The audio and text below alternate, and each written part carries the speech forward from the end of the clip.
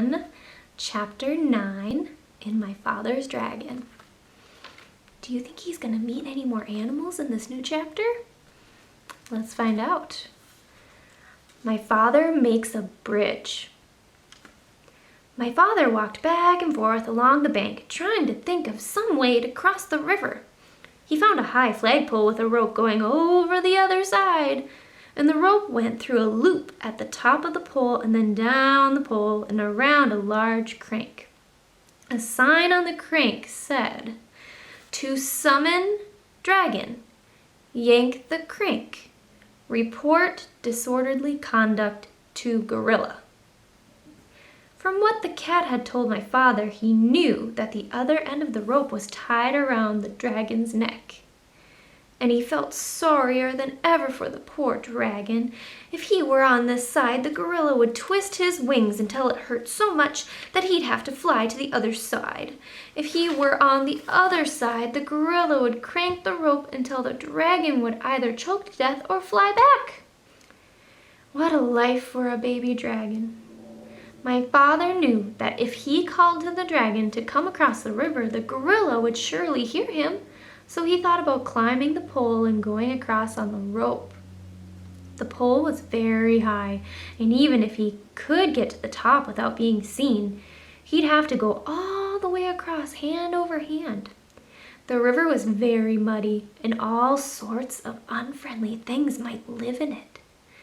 But my father could think of no other way to get across.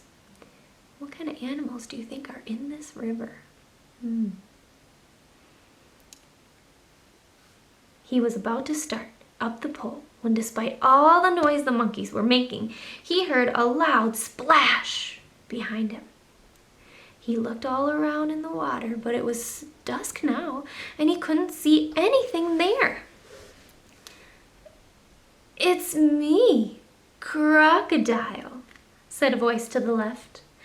"The water is lovely, and I have such a craving for something sweet. Won't you come in for a swim?" A pale moon came out from behind the clouds, and my father could see where the voice was coming from.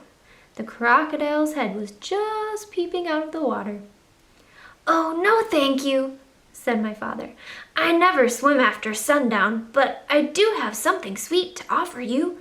Perhaps you'd like a lollipop, and perhaps you have friends who would like lollipops too." "Lollipops?" said the crocodile.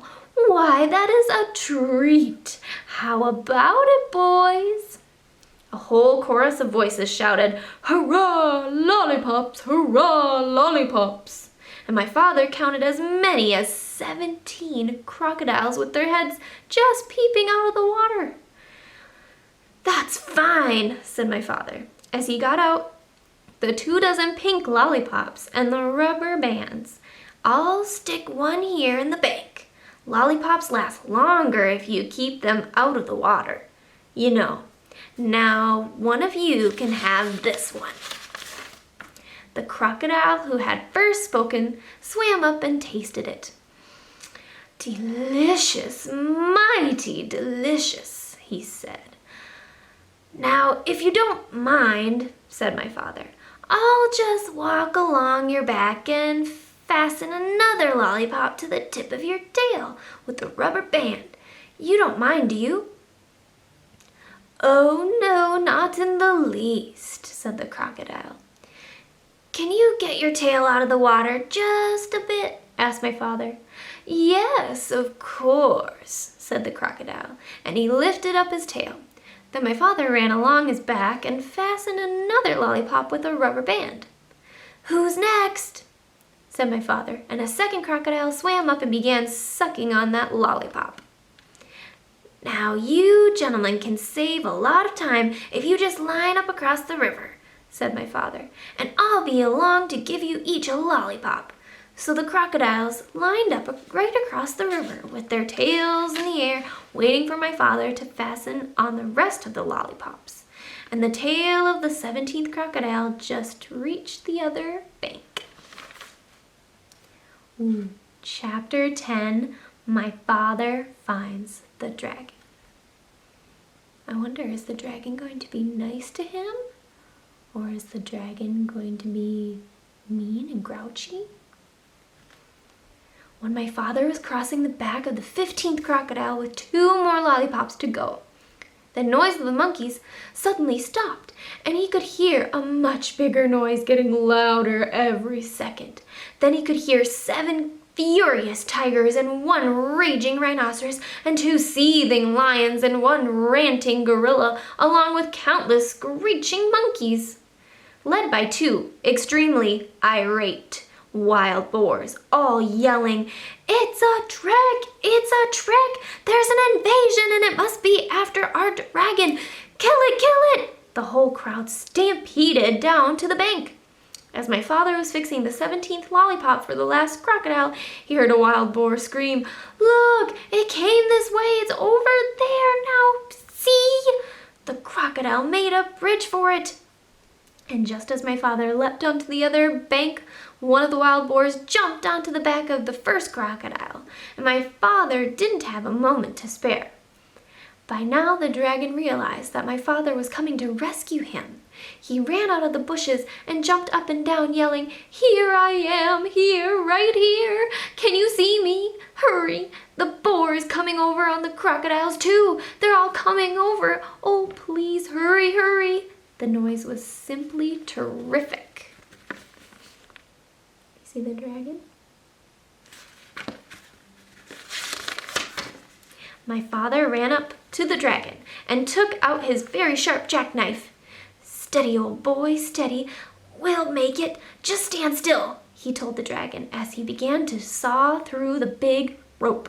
By this time, both boars, all 7 tigers, the 2 lions, the rhinoceros, and the gorilla, along with the countless screeching monkeys, were all on their way across the crocodiles, and there was still a lot of rope to cut through. "Oh, hurry," the dragon kept saying, and my father again told him to stand still. "If I don't think I can make it," said my father, "we'll fly over to the other side of the river, and I can finish cutting the rope over there." Suddenly the screaming grew louder and madder, and my father thought the animals must have crossed the river. He looked around, and he saw something which surprised and delighted him, partly because he had finished his lollipop, and partly because, as I told you before, crocodiles are very moody and not the least bit dependable, and are always looking for something to eat. The first crocodile had turned away from the bank and started swimming down the river, and the second crocodile had finished yet, so he followed right after the first, still sucking his lollipop. All the rest did the same thing, one right after the other, until they were all swimming away in a line, and the 2 wild boars, the 7 tigers, the rhinoceros, and the 2 lions and gorilla, along with the countless screeching monkeys, were all riding down the middle of the river on the train of crocodiles.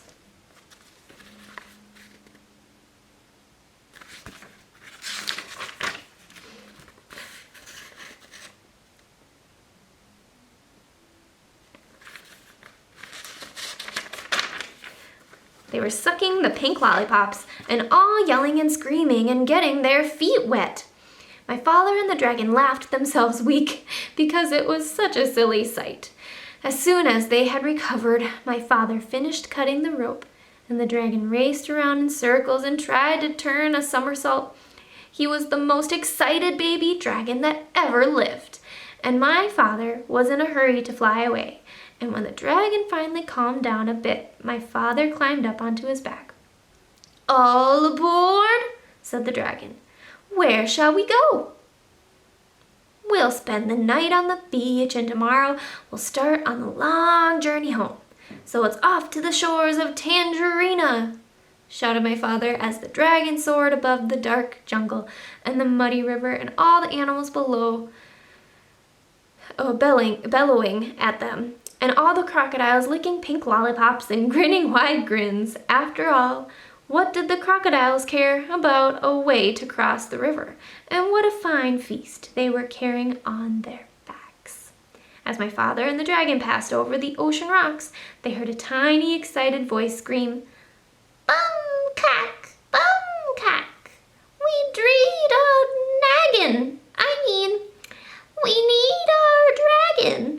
father and the dragon knew that nothing in the world would ever make them go back to the wild island. The end.